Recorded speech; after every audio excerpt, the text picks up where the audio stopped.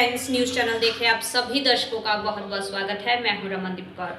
इस वक्त की बड़ी खबर आ रही है प्रयागराज से। क्या है पूरा मामला, देखने के लिए बने रहिए हमारे साथ। ट्रेन की स्पेशल कैटेगरी को खत्म करने, उसे पहले की तरह समान करने के लिए रेलवे को बुकिंग सिस्टम में बदलाव करना पड़ेगा। इसके लिए सप्ताह भर रात में 6 घंटे तक टिकटों की बुकिंग बंद रहेगी। ये बदलाव 14 नवंबर की रात से शुरू कर दिया गया है। ये 11:30 बजे रात से सुबह 5:30 बजे तक रहेगा। उसके बाद ये 11:30 बजे से सुबह 5:30 बजे तक बुकिंग बंद रहेगी, जिसके बाद बुकिंग हो सकेगी। रात में 6 घंटे की बुकिंग 21 नवंबर की सुबह तक बंद रहेगी। रविवार को रेलवे ने इसके लिए निर्देश जारी कर दिया है। रात में बुकिंग ना होने से यात्रियों को परेशानी होगी। परेशानी से बचने के लिए लोग दिन में ही बुकिंग करवा सकते हैं। देश भर में कोरोना महामारी का कहर आया था तो महीने भर तक ट्रेन बंद रही। उसके बाद ट्रेन चलाई गई तो वे स्पेशल के रूप में सभी ट्रेनों के आगे शून्य लगाकर उन्हें स्पेशल का रूप दिया गया। रूटीन ट्रेनों को स्पेशल के रूप में चलाकर रेलवे ने अतिरिक्त किराया भी लिया। वहीं अब कोरोना का असर कम होने पर पिछले दिनों रेल मंत्री ने स्पेशल कैटेगरी खत्म करके उससे पहले की तरह चलाने के निर्देश दिए हैं, जिसके बाद अफसरों ने बदलाव की प्रक्रिया शुरू कर दी है। सभी ट्रेनों का नंबर बदलकर शून्य हटाना और उससे किराए में स्पेशल के तौर से जो बढ़ोतरी की गई उसको कटौती करना। इसके बदलाव के लिए टिकट बुकिंग सॉफ्टवेयर का बदलाव करना पड़ेगा। सभी ट्रेनों में ये बदलाव करने सप्ताह भर का समय लगेगा, जिसके लिए रेलवे ने रात का समय चुना है और टिकट बुकिंग रात में बहुत कम होती है। वहीं 14 नवंबर की रात से 21 नवंबर की सुबह तक प्रतिदिन रात में 6 घंटा बुकिंग बंद रहेगी। 11:30 बजे से सुबह 5:30 बजे तक बुकिंग बंद रहेगी। 21 नवंबर की सुबह तक रात 6 घंटे बुकिंग बंद रहेगी। इस दौरान ऑनलाइन और काउंटर से आरक्षित अनारक्षित टिकट बुकिंग रद्दीकरण सब बंद रहेगा, जबकि 139 सेवाएं सहित अन्य सभी पूछताछ सेवा चालू रहेगी। संगम नगरी प्रयागराज अब गाड़ियों पर नंबर प्लेट बदलकर और गाड़ियों के साइलेंसर बदलकर बुलेट चलाने वालों पर होगी सख्त कार्रवाई, चाहे वो नंबर प्लेट फैंसी लगाकर या नंबर के बिना गाड़ी चलाने वालों पर। एसपी ट्रैफिक अरुण कुमार द्विवेदी ने सख्त आदेश दिए हैं कार्रवाई के, जहां बताया गया है कि यातायात नियम का माह चल रहा है और जिसमें लोगों को उनके द्वारा जागरूक भी किया जा रहा है, मगर जो लोग यातायात नियम का उल्लंघन कर रहे हैं, चाहे वो फैंसी नंबर प्लेट लगाकर या फिर साइलेंसर बदलकर गाड़ी चलाने वालों पर सख्त कार्रवाई की जाएगी और ऐसे लोगों के वाहन सीज किए जाएंगे। बता दें, किसी तरह की गाड़ी में ओरिजिनल चीज़ को बदलकर फैंसी सामान लगाया गया, नंबर प्लेट बदली गई या साइलेंसर बदला गया तो उन पर होगी सख्त कार्रवाई। और जो भी गाड़ी में किसी भी तरह का परिवर्तन करके साइलेंसर हटा के या और अदरवाइज बहुत सारे सजावटी परिवर्तन करके या नंबर प्लेट्स ऐसी फैंसी लगा के जो पढ़ने में नहीं आती हैं, इस तरह के जो भी काम हैं वो सारे प्रोहिबिटेड हैं, सारे उनको कानून ने मना किया है और ऐसे जो वाहन पाए जाएंगे उनके खिलाफ भी कार्रवाई की जाएगी। हम लोग लगातार इस दिशा में अलग अलग स्कूलों में जाके, लोगों के बीच में जाके, मजमे करके, नुक्कड़ नाटक करके और ट्रैफिक के नियमों के बारे में जानकारी, सूचना पब्लिक को दे रहे हैं। हम कोशिश करेंगे कि इस यातायात माह चल रहा है ये, तो इस माह में ज़्यादा से ज़्यादा लोगों को हम लोग अप्रोच कर लें और जो भी ट्रैफिक के संबंध में नियम कायदे हैं वो लोगों को बताए जाएँ, उनको सेंसिटाइज किया जाए। हम आगे भी बढ़ते हैं तो हो जाते हैं बदनाम, वो कत्ल भी करते हैं तो चर्चा नहीं होती। तेवर से भरे उत्पंक्ति उर्दू के प्रख्यात शायर अकबर इलाहाबादी की है। सामाजिक कुरीतियों की पर शायरी करके कटाक्ष करते हुए लिखी गई अकबर की इन पंक्तियों की प्रासंगिकता आज भी कायम है, हर किसी की जुबान पर होती है। अकबर इलाहाबादी अपनी शायरी के दम पर कई तंज कसते थे। तंज मिजाज में अपनी शायरी के दम पर कई तंज कस के तंज मिजाज शायरी में अकबर इलाहाबादी का मुकाम सरे फहरिस्त है। बता दें, अकबर इलाहाबादी की शायरी से पहले उर्दू शायर जो रूप बना है उसमें शराब, शबाब और सजाओ की सजी हुजूरी स्पष्ट रूप से दिखाई देती है, बल्कि बिना किसी विवाद के कहा जा रहा है कि उर्दू शायरी इश्क माशूक के आसपास ही घूमती नजर आती है। उर्दू शायर की इस मिथक को अकबर इलाहाबादी ने सबसे पहले तोड़ा, फिर तोड़ा ही नहीं बल्कि राजाओं के दरबारों में उपस्थित होकर उनका गुणगान करने वाले शायरों की शायरी के समक्ष नज़ीर पेश किया। अंग्रेज की हुकूमत में न्यायालय जैसे महत्वपूर्ण विभाग में नौकरी करते हुए अंग्रेज की बखियां उधेड़ कर रख दी। नवंबर 1846 को इलाहाबाद अब प्रयागराज के 12 कस्बे में जन्मे अकबर के पिता सैयद तफज्जुल हुसैन उन्हें व्याकरण और गणित की पढ़ाई में आगे बढ़ाना चाहते थे। हालांकि 14 वर्ष की उम्र में अकबर को अंग्रेजी पढ़ने का शौक लगा। उन दिनों अरबी फारसी जानने वालों की खासी तादाद थी, लेकिन अंग्रेजी जानने और पढ़ने वालों की संख्या नाम मात्र ही थी। उन्होंने 1867 में वकालत की परीक्षा पास की। इसके साथ उन्होंने 2 वर्ष बाद नायब तहसीलदार हो गए। 1881 में उन्हें मुंसिफ का पद मिला। उनकी योग्यता और ईमानदारी को देखकर सरकार काफ़ी प्रभावित हुई। वे 1888 में सदर उल सदूर पद पर नियुक्त कर दिए गए। 1892 में अदालत खलीफा के जज नियुक्त हुए और 1894 में डिस्ट्रिक्ट सेशन जज तक का सफ़र तय किया। 1898 में सरकार उन्हें खान बहादुर की पदवी से नवाजा। नौकरी से सेवानिवृत्ति के बाद 1910 में उनकी पत्नी का निधन हो गया और इसके कुछ ही दिनों बाद उनका जवान बेटा हाशिम भी दुनिया से रुखसत हो गया। पत्नी और बेटे की मौत का दुख उन्हें धैर्यपूर्वक सहन किया। अंग्रेज़ी हुकूमत के खिलाफ अपनी शायरों के माध्यम से ज़ोरदार मुखालफत की। 9 सितंबर 1921 को उनका निधन हो गया। कुछ लोगों की माने तो अकबर की जन्म तिथि और पूर्ण तिथि पर ठीक ढंग से उन्हें याद करने वाला भी कोई नहीं है। आज तक की किसी सरकार या और गैर सरकारी संस्था ने उनके नाम का कोई काम ठीक ढंग से नहीं किया।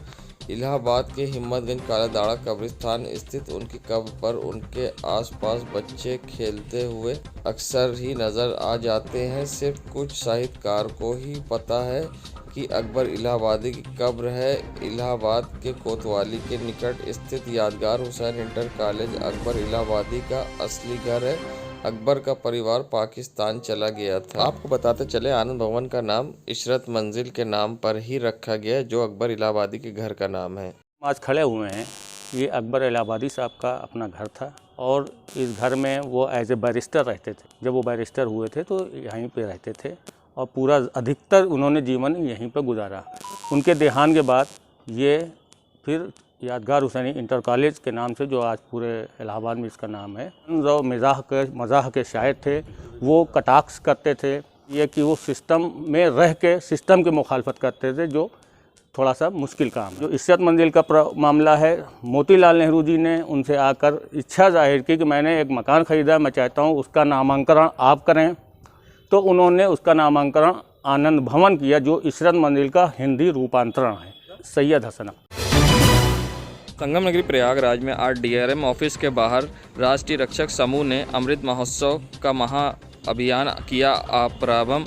बता दें, रेल में हो रहे भ्रष्टाचार को लेकर आक्रोशित राष्ट्रीय रक्षक समूह के कार्यकर्ताओं ने DRM प्रयागराज का पुतला जलाया और जमकर नारेबाजी की। कहा, रेल प्रशासन का ये गंदा खेल जिससे मोदी जी हो जाएं फेल का आरोप लगाते हुए जमकर धरना प्रदर्शन करते हुए जमकर नारेबाजी की और DRM प्रयागराज का पुतला दहन किया। वहीं इस मौके पर पहुंची पुलिस ने रोकने की भी कोशिश की, जिससे तीखी नोकझोंक भी हुई। वहीं पुतला दहन करने के बाद उन्होंने किस तरह की मांग करी है, आइए आपको सुनाते हैं। देश लोकतांत्रिक देश है। इस लोकतांत्रिक देश में लोकतांत्रिक प्रक्रिया के अनुसार सारे कार्य और कार्रवाई होनी चाहिए। रेल प्रशासन अधिकारी बन बैठा है। ऐसे अधिकारियों पर सुप्रीम कोर्ट की कल की टिप्पणी से पूरा उत्तर प्रदेश शर्मसार हुआ है और ऐसा शर्मसार अगर उत्तर प्रदेश होता रहेगा तो निश्चित ही शर्म से सरकार का सर नीचे झुकता है। रेल प्रशासन ने कुछ गलत काम किए हैं, जिनकी शिकायत हमारे संगठन ने पिछले 2 साल से कर रखी है और उन 2 सालों में आज तक रेल प्रशासन उस पर कोई कार्रवाई नहीं कर रहा है। जब RTI लगाइए तो कहते हैं RTI में आपको देने का हमको जो है कोई कारण नहीं है।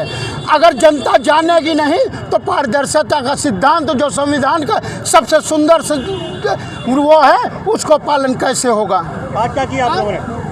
आज हम लोगों ने भ्रष्टाचार का पुतला फूंका है। परोक्ष रूप से डीआरएम महोदय का पुतला फूका है, क्योंकि इनके रहते ऐसी कार्रवाइयाँ नहीं हो रही हैं। ये कार्रवाइयाँ होनी चाहिए, इसीलिए हमने आज जो है पुतला।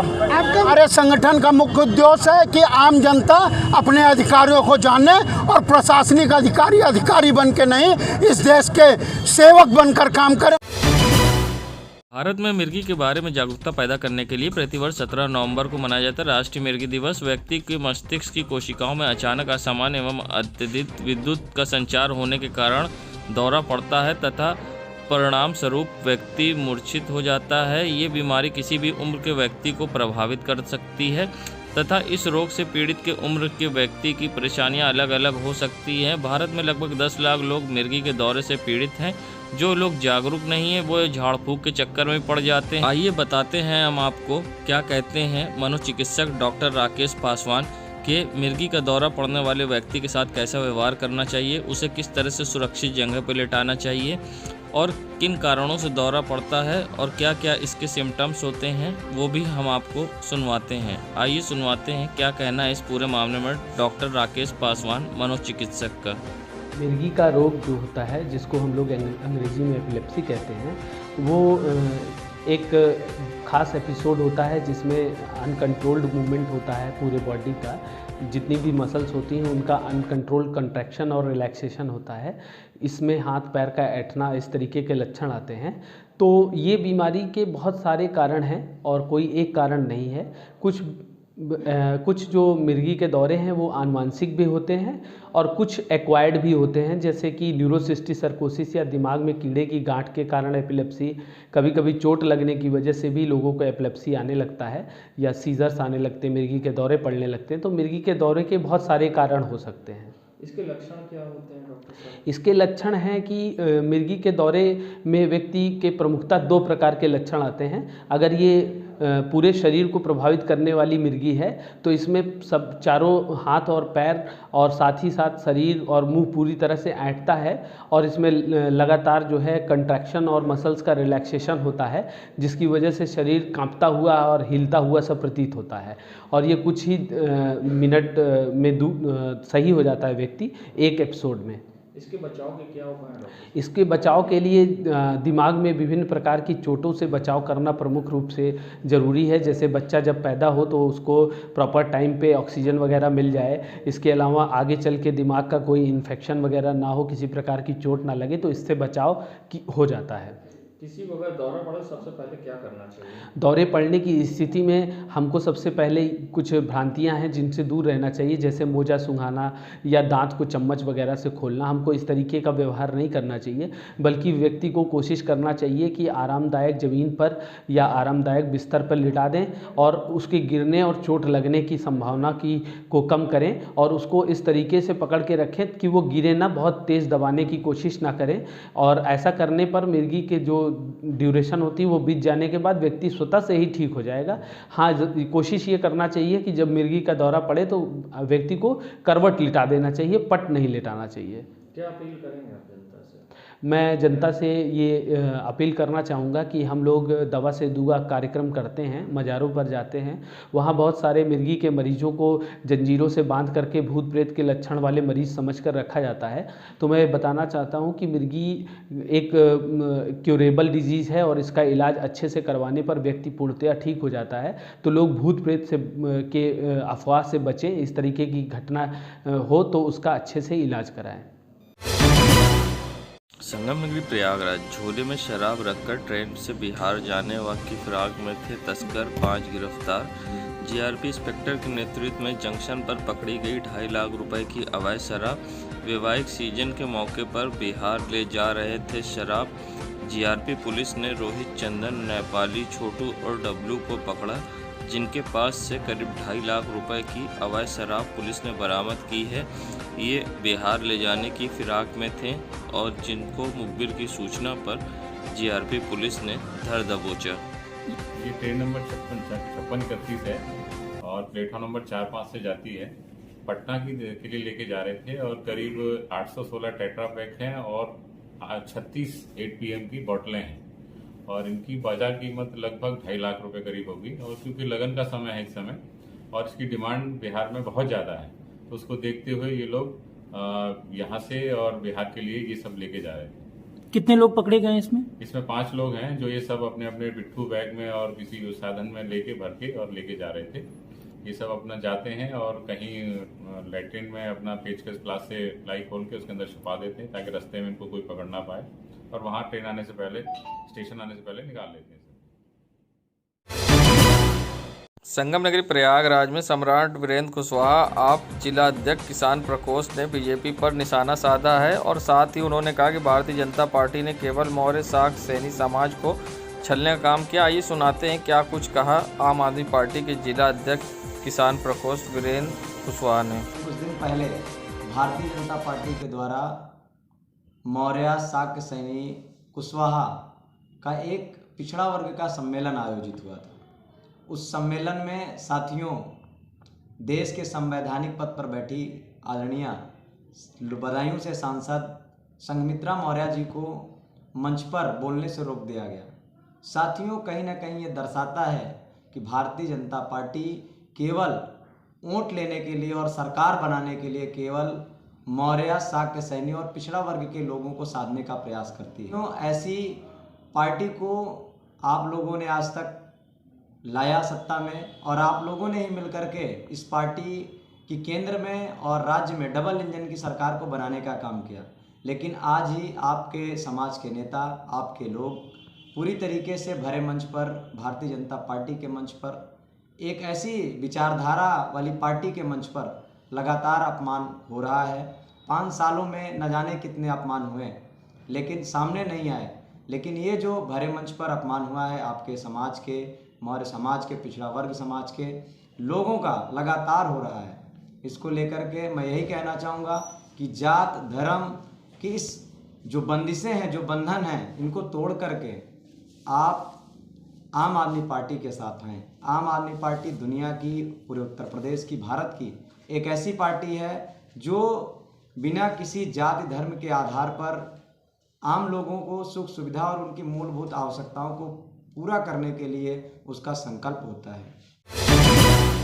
संगम नगरी प्रयागराज में गेस्ट हाउस बिना पार्किंग के चल रहे हैं। ये नज़ारा है पालकी गेस्ट हाउस का, जहां यहां पर भी आप देख सकते हैं शादी है और गाड़ियां गेस्ट हाउस के बाहर खड़ी हैं। तो वहीं दूसरा नज़ारा है ये लगन पैलेस गेस्ट हाउस का, जहां यहां भी गाड़ियां सड़कों पर खड़ी दिखाई दी। रात में गाड़ियां ज़्यादा खड़ी होने से लगता है लंबा जाम। वहीं ये तीसरा नज़ारा है रंगोली पैलेस का, जहां पर यहां भी गाड़ियां सड़कों पर खड़ी दिखाई दी, मगर पीडीए के अधिकारियों ने बिना पार्किंग के गेस्ट हाउस और शादी के मैरिज हॉल चलाने की कैसे अनुमति दे रखी, ये अपने आप में एक बड़ा सवाल है। और बिना पार्किंग के कैसे मैरिज हॉल चल रहे हैं, ये अपने आप में एक बड़ा सवाल है। वहीं चौथा नज़ारा है दुल्हन पैलेस गेस्ट हाउस का, जहां यहाँ भी सड़क पर गाड़ियां खड़ी दिखाई दी, मगर जिम्मेदार बने अनजान बिना पार्किंग के चल रहे गेस्ट हाउस। बताते चले करेली क्षेत्र में चलने वाले मैरिज हॉलों के पास ज्यादातर पार्किंग नहीं है, जैसे करेली के ईडन गार्डन और भी कई गेस्ट हाउस है जो बिना पार्किंग के चल रहे हैं।